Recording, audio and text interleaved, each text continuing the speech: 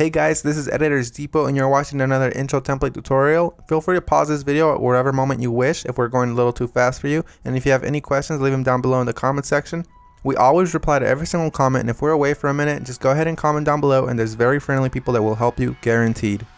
It's important to remember that this is a pre-made tutorial that we've carefully selected and approved because we noticed that it works the exact same way. If you have any questions, comments, or it's just not working for you, just leave a comment down below and we'll get back to you, guaranteed. Now this tutorial requires both Adobe After Effects and Cinema 4D. You will absolutely require them. If you do not have them, go ahead and visit EditorsDepot.com. We can do any template customization at very affordable prices. Just feel free to select the template you wish and check out with it and detail everything you want on the template. Now that that's out of the way, all you're going to want to do is open up the Cinema 4D file. So here it is, and we already have it open, so I'm going to go ahead and bring it up. And as you can tell, everything is ready to go. All you have to do is replace the text, render, and you're done. Except one little thing, there's sometimes problems that come up with the templates, and I'm going to go ahead and cover them here.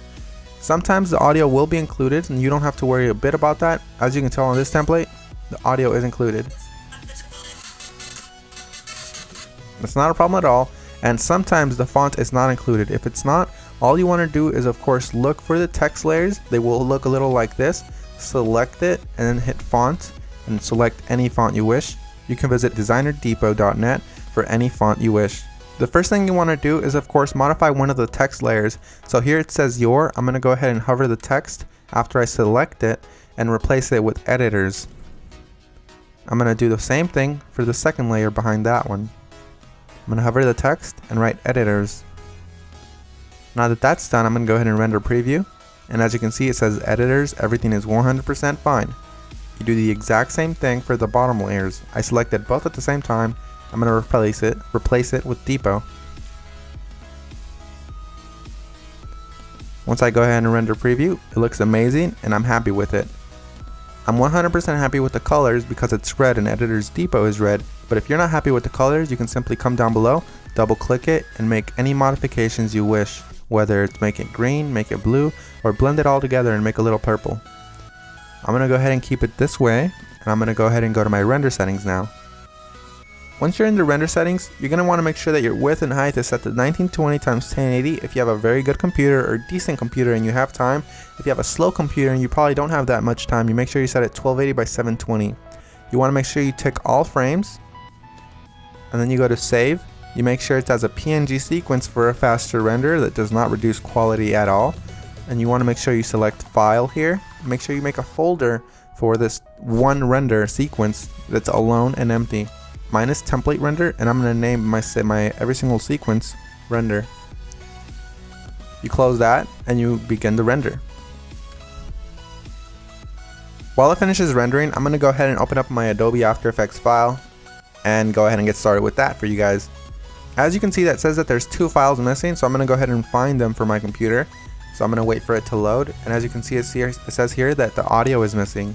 I'm going to go ahead and double click the file, and I'm going to find it for the computer. It should be included in the template, and if it's not included, we're sorry and we're going to do our best to try to help you, but if it's not, you can go ahead and include any audio you want.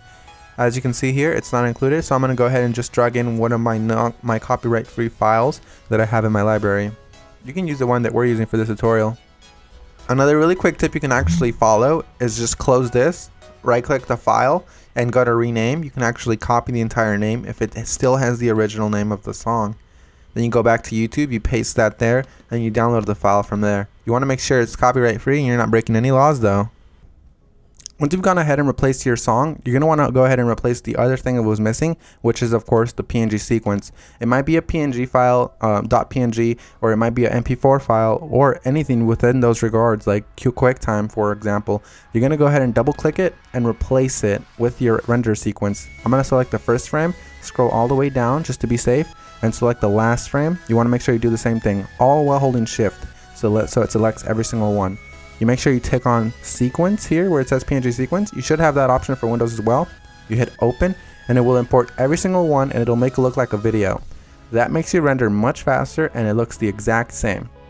So we're 100% done. Assuming you have every single one of the plugins required, you're 100% done, and if you don't, you're going to have a black screen similar to this. But if you do have a black screen similar to this, you're going to just want to make sure you troubleshoot it by turning off or turning back on whatever adjustment layers might be messing up your entire video. As you can see here, all of the adjustment layers, one of them within these messed up the entire render, so I'm going to go ahead and turn them on one by one. That one's fine, that one's fine. Oh, this one's the problem here. So you make sure you turn them back on, and you're done. So I had one layer that messed everything up, and that's because I do not have the correct plugin. You want to make sure you fix that, and you want to make sure you don't run into that problem again. And finish the composition by adding it to the media encoder queue. That pretty much summarizes our video, guys. I hope you all enjoyed it, and if you did, remember, drop a thumbs up if you liked it. Drop a thumbs up if you are a fan of us and you like what we're doing. And guys, we really appreciate every single one of you from the bottom of our hearts. We really appreciate every single one of you guys, whether you're liking this video, disliking, or you just left and you didn't even watch this tutorial, guys. Hope you all have an amazing day, and as always, this is Maurice. Visit EditorsDepot.com for any customization of templates, and have an amazing day. Take care, guys.